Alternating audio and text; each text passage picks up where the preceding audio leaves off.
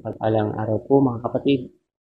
Muli ko po kayong inanyayahan na panoorin po ang video na ito sapagkat ang mensahe at aral po ng video na ito ay may kakaibang kaalaman na dapat po ninyong matuklasan kung bakit nangyayari ang mga bagay na hindi ka nais-nais sa mundo ito. At ang video po nito ay makatotohanan at dito po baka sakali na mabago po ang inyong pananaw sa buhay at makasumpo po kayo ng katotohanan at kaliwanagan sa inyong mga diwa. Tara mga kapatid, atin na pong panoorin.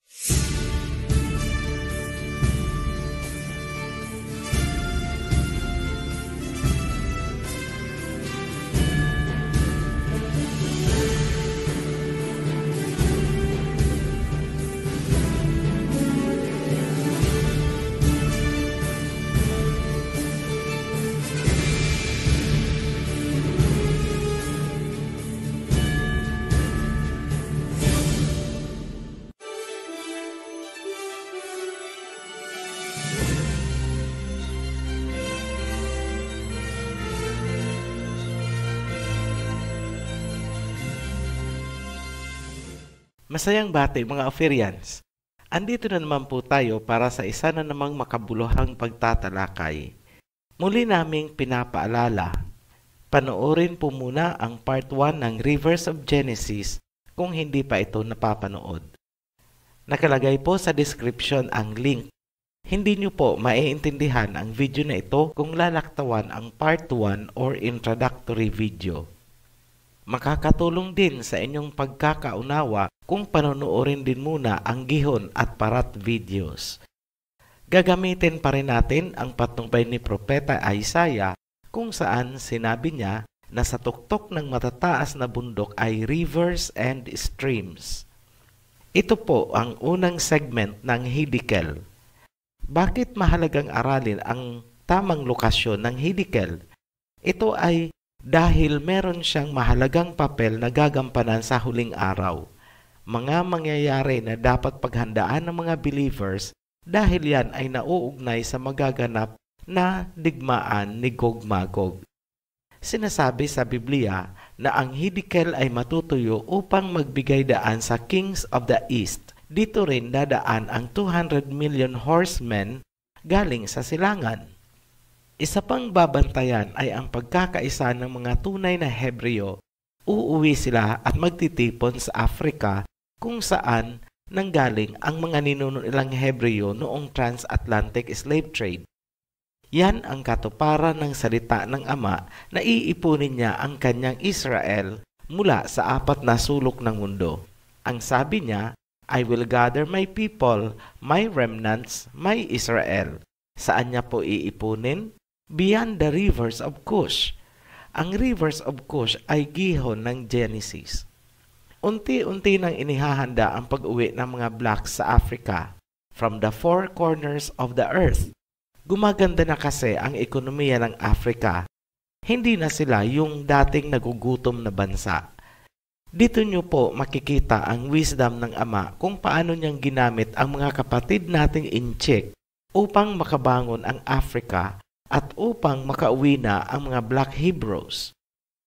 Ang katuparan ng propesiya na iipunin ng Ama ang kanyang remnants ay ginagaya-gaya din ng mga artista. Hinahanap nila ang mga lost tribes of Israel at dinadala sa kanilang lugar. Yung mga lalaki ay ipinapasok sa army. Bumalik tayo sa Hiddekel. Sa panahong nakasettle na ang mga Black Hebrews na manggagaling sa apat na sulok ng mundo at naipon na beyond the rivers of Cush or Gihon, saka magsisimula ang pangyayaring hahantong sa final showdown ni Gog-Magog. Kasabay niyan ang pagkakatuyo ng Hiddekel. Nakahanda na rin ang two witnesses at ang kanyang mga horsemen galing sa east. Ganyan ang papel na gagampanan ng Hiddekel at Gihon in the last days. Huwag na magtataka kung bakit inilulubog ito sa ilalim ng ocean ng ibang mga preachers. Simulan na nating tukuyin ang Hiddekel. Unang lumabas ang salitang Hiddekel sa Genesis chapter 2 verse 14 na susulat, "And the name of the third river is Hiddekel. It runs along the east side of Assyria." Klaruhin po natin, ang tinutukoy ng Biblia ay ang ancient Assyrian Empire at hindi po ang modern-day Syria na naitatag noong 1946. Magkaiba po ang lupain na sinasakop nila. Dito sa mapa, ang Assyria at Babylonian empires ay yung kulay orange. Sinakop ng empire ang Nile River at Nile Delta. Importanteng pansining mabuti na ang Tigris at Euphrates ay nasa loob ng Assyrian Empire. Busisiin natin ang posisyon ng Hiddekel kung ibabase natin sa Assyrian Empire. Malaki ang kaibahan ng mga nakasulat sa iba-ibang versions ng Biblia. Mapapansin na may mga versions na ginawang Tigris ang Hiddekel at ang Parat ay ginawang Euphrates.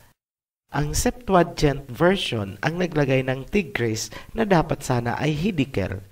Samantalang nanatili ang salitang Hiddekel sa maraming English versions ng Biblia. Nagkaroon din ng magkakaibang paglalarawan ng Hiddekel kumpara sa posisyon nito sa ancient Assyrian Empire. Diyan nagsimula ang maraming kalituhan.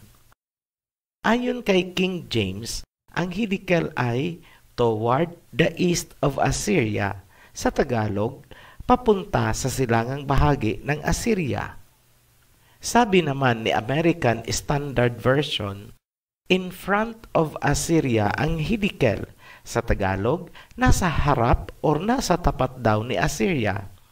Sabi naman ni Berean Version, it runs along the east side of Assyria, sa Tagalog, nasa silangang gilid ng Assyria. Kung susumahin natin, ang Hiddekel ay patungo sa silangang bahagi at ito ay nasa labas ng Assyria. Yan po ay klaradong-klarado sa pinagsama-samang versions. Sa makatuwid, ang Hiddekel ay hindi maaaring maging Tigris. Bakit? Kasi po, ang Hiddekel ay nasa labas ng Assyria, samantalang ang Tigris ay nasa loob ng Assyria. Klaradong-klarado po yan. Sa mga nagsasabi naman na ang Hiddekel ay nasa bottom of the ocean, mag-isip-isip din po tayo. Hindi kailangan ang kung ano-anong elaborate scientific research and references. Biblia pa lang at kunting talas ng pag-iisip, makikita na agad ang katotohanan ng ating sinasabi. Una, ang Hiddekel ay sinabi sa Biblia na matutuyo. Paano pong matutuyo yan kung nasa ilalim ng Indian Ocean? Pangalawa, ang Hiddekel ay papunta sa silangang bahagi ng ancient Assyrian Empire. Pansinin niyo po na ang ancient Assyrian Empire ay hindi isla sa gitna ng Indian Ocean. Pangatlo, sa matutuyong Hiddekel ang mga sundalo mula sa silangan dadaan. Hindi po sila magsisiksikan sa mga goang ng bottom of the ocean na kagaya ng nakikita nyo ngayon sa larawan. Ang salitang Hiddekel ay galing sa root word na chid, na ang ibig sabihin ay fierce and swift. Sa Tagalog, mabangis at matulin. Yung isang root word ay dakil, na ang ibig sabihin ay branch o sanga sa Tagalog. Ang pinagsamang root word na chid at dakil ang pinagmula ng Hiddekel na ang ibig sabihin ay mabangis at matulin na sanga ng isang water system.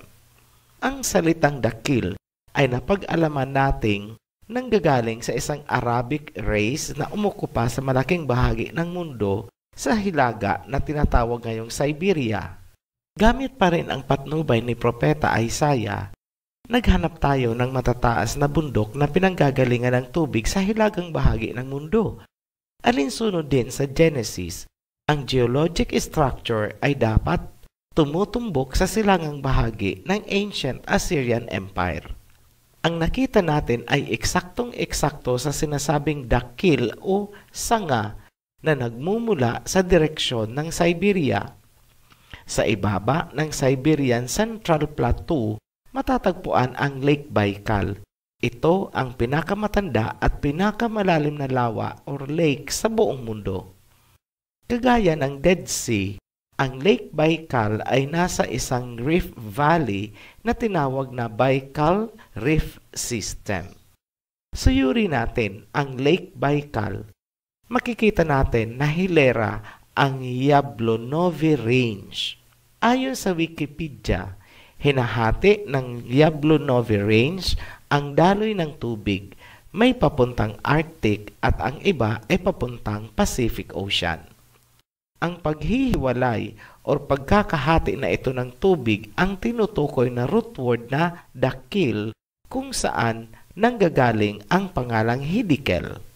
Ang Stanovoy Range naman ay dumudugtong sa Jugzur Mountains. Mahirap po i-pronounce ang word. Tingnan nyo na lang po ang spelling sa screen. Ang ibig pong sabihin ng Jugzur ay big bulge. So, kung titingnan po natin, para silang mga pilapil na naghihiwalay ng daloy ng tubig para hindi lahat ay bubuhos papuntang Pacific Ocean. Sa itaas ng Jugzur, makikita ang Verkhoyansk Range na nanggagaling sa North Pole. Napaka-importante po nitong Verkhoyansk Range dahil may function po yan pagdating natin sa world territories. Kung bubuuhin na natin ang geologic structure mula sa North Pole hanggang sa Lake Baikal, kitang-kita po natin ang pattern nito na parang letter S. Nakikita niyo po ba ang parang kalsada na nanggagaling sa North Pole? Lagyan po natin ng berdeng guhit at ilagay natin ang mga mountain ranges para makita nyo ang direksyon hanggang sa Lake Baikal. Ang Hiddekel po ay mula sa pinagsangahan kung saan ang tubig ay nahati dahil sa mga mountain ranges. Pagdating sa may Lake Baikal, nadadagdagan ang tubig nito nang nanggagaling sa Baikal Mountains. Saka na po natin ipapaliwanag kung ano yung isang sanga pababa at kung saan siya pupunta. Kailangan kasing ibalik muna o i-reconstruct ang dating landscape sa dating anyo bago pa tumaas ang sea level. Noon kasi, wala pang Bering Strait. Ibig sabihin, magkarugtong ang Russia at Amerika. Pinagdurugtong sila ng land bridge. Malaki po ang impact niyan hindi lamang sa water balance ng mundo, kundi pati sa early human migration. Pansinin niyo ang direksyon ng Hiddekel. Ito ay nagmumula sa silangan. Papunta siya sa kanluran. Maraming mga biblical at historical events ang naganap at magaganap sa kahabaan ng Hiddekel. Mga mahahalagang pangyayari at propesiya na hindi maiintindihan kung hindi matatagpuan ng tama ang Hiddekel. Dahil sa teknikal na limitasyon, hindi po tayo makakapag-upload ng masyadong mahabang video, kaya ito ay saglit nating puputulin. Abangan nyo po ang karugtong ng Hiddekel sa susunod na segment. Itutuloy natin mula naman sa Lake Baikal papunta sa Ancient Assyrian Empire. Muli po kaming nagpapasalamat sa inyong walang sawang pagsubaybay sa ating mga inilalahad. Sa mga hindi pa nakasubscribe, click subscribe and hit the bell button para updated agad kayo sa ating mga new uploads. Hanggang sa muli, peace and blessings to you.